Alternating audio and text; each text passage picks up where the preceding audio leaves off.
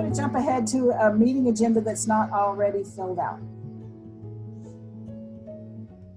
And let's say I'm going to give a speech.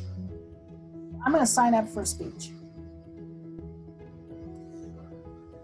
When you sign up for a speech, it asks you to choose your path or project. So you drop down that arrow, and what you'll do is you'll collapse all of these. And then scroll down to which path. It even still has the resources for the old manuals in there. But scroll down to what path you're working on. Open that up. You'll notice that it has L1 for level 1, L2 for level 2, and then it asks you which is, so let's say I'm working on connect with my audience in level 3. It provides a project description of what that speech entails, automatically pulls it up, what that project is. For the person evaluating you now, if they click on evaluation form, they have your evaluation form that they can fill out.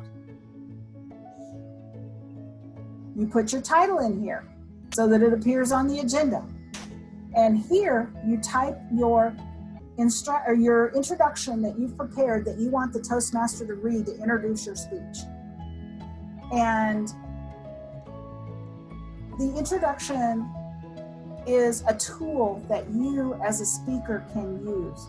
So if you want the Toastmaster to prime your audience to be thinking a certain way, you put it in the introduction so that the Toastmaster reads it. It sets up your audience for you to be able to speak.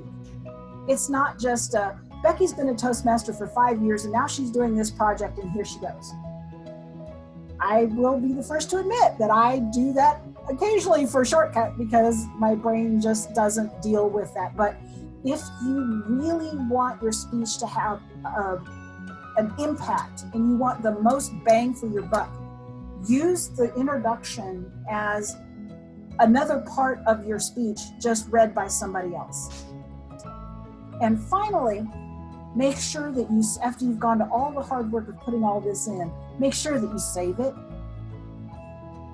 Because I've done that, got it all in and gone on to other things and didn't hit save and then had to come in back and then do it again. Now what will happen then is that when the people go to print the agenda, you'll notice that the Toastmaster can print the speaker introductions. And so they get a separate piece of paper that has all of the introductions that people have entered on their piece of paper so that they can read it during the meeting. So when you print your agenda, if you're the Toastmaster, you can also print your introductions of people. Did that help?